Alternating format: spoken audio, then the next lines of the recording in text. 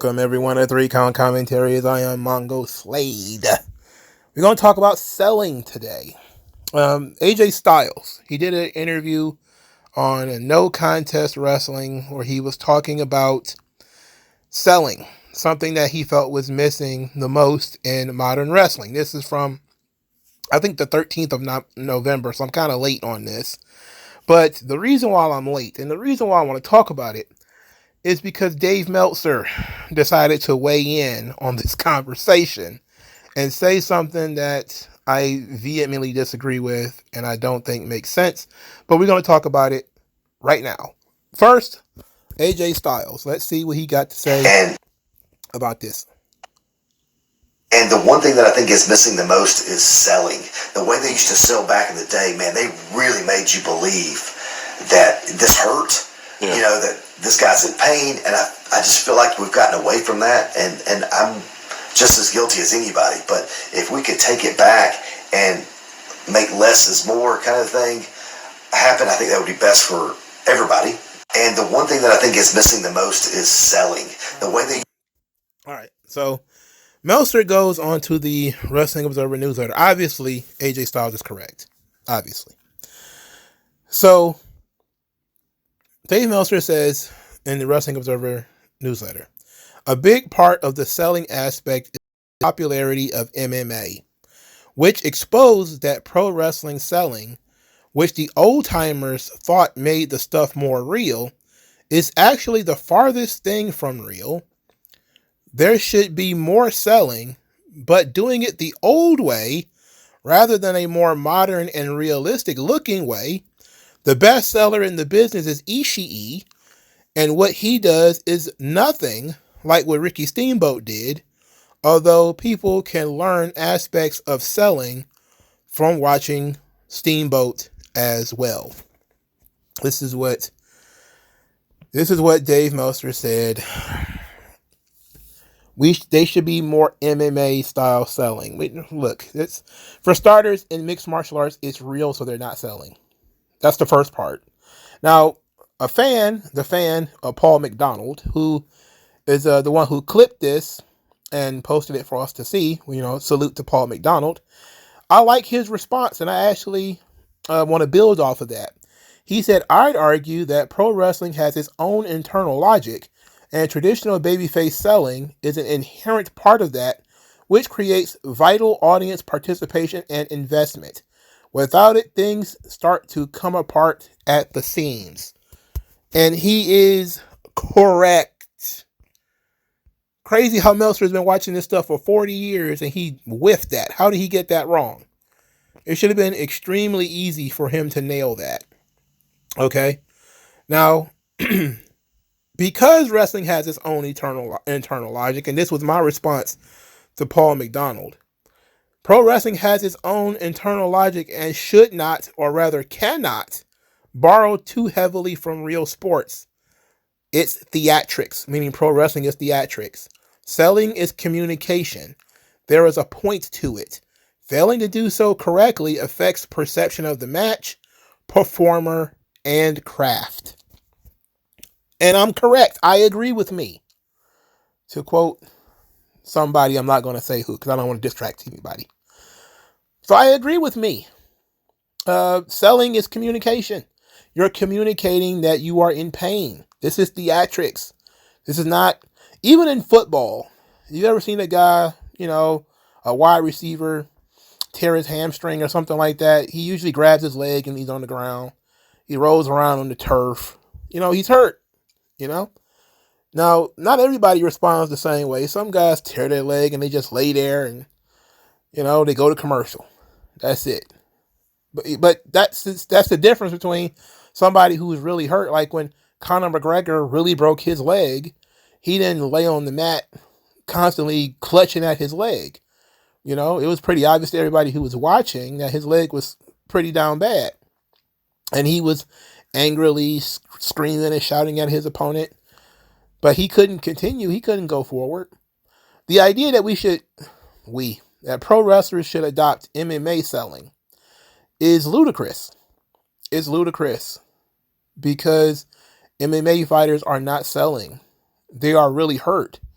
And then here's the weird thing that Meltzer somehow thinks that MMA exposed pro wrestling. Well, it exposed them in terms of they don't use real holds. But this was done in the 80s. It's not really today, right? People like Boss Rutan and stuff talked about that.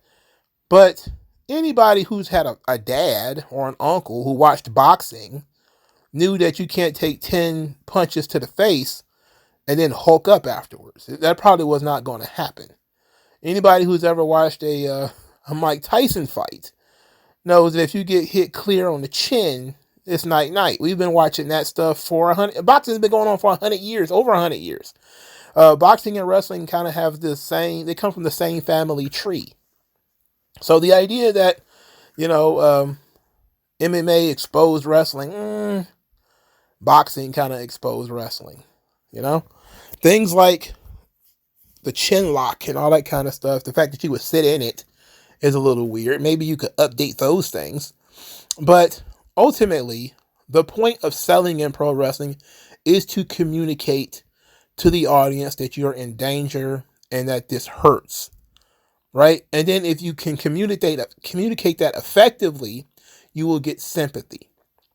Or for you to, like, your physical body, because the fans don't have the commentators.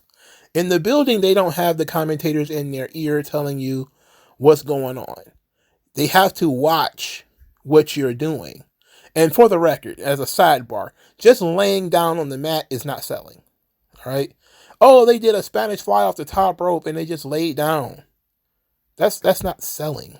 What was hurt when you came off the top rope?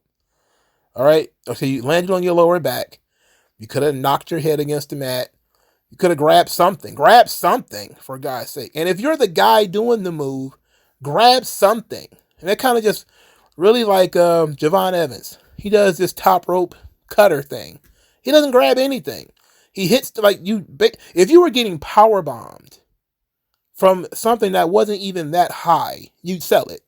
But for some reason, if you jump from there, you don't sell it. See, that's simple stuff right there. And we don't abuse guys like Javon Evans because we know that the business has changed. And these people are doing this stuff all the time now. But there was a time where a guy like a Rob Van Dam would do a frog splash and he'd actually sell the frog splash. Not only because he gave it, but he jumped from the top rope and splashed your body with his ribs, with his stomach. He used his own body as a weapon. He would sell that. And that was common sense that you would do something like that you would sell something like that. And that adds an aura of credibility. And if you are a babyface, it brings sympathy. If you are a heel, it gives people catharsis that you're in danger, that you're in trouble, you're in a bad situation. This is the point of selling. Now, in terms of Meltzer talking about the best seller is Ishii, I'm not even going to pretend I've watched anything that Turtle Man has done seriously. I don't take Ishii seriously at all. I don't take most of these Japanese wrestlers, I don't take what they do seriously anyway. They have pioneered the I'm going to land on my head and just roll over and lay down kind of selling. Instead of, oh yeah, I got dropped on my neck, maybe I should sell my neck. No, they don't do it. But ultimately, selling is about convincing the audience that something hurts. And this is obvious because they do it in movies, for Christ's sake. In movies, guys would, fall down and, get injured. Why wouldn't you do it in pro wrestling? It just seems goofy to me that we've gotten so far away from it. And we constantly get further and further away from it. I talked about it during this blood and guts match, what it was about bleeding. And how when you're bleeding, especially if you're bleeding for a long period of time, you're supposed to be wearing down. You're supposed to be tired.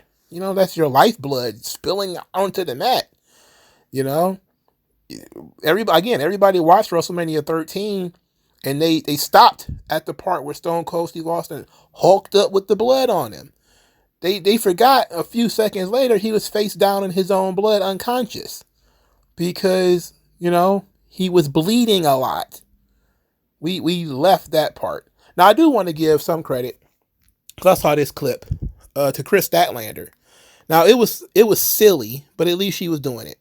At the point in time in the women's blood and guts match, Mina Shirikawa is shaking her pom poms, her front pieces, and you could see Chris Statlander on the floor, and she's kind of shaking too, but she's covered in blood, so she's tired, and her arms just kind of like fall at her side.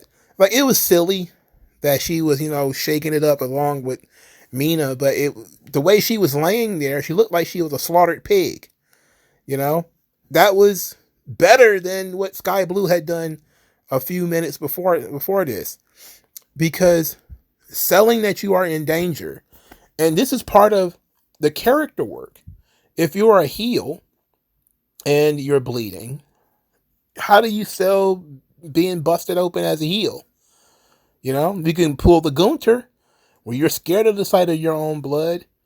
You could freak out, which might actually help. Exposing your inner coward. That might actually help you out a little bit. That adds elements to your character and builds complexity to the story. There's so much you can do. And I think that people get too far away from the very basics of the business. And the basics are, this stuff is supposed to hurt. That's really all we asking, is that you register that things hurt.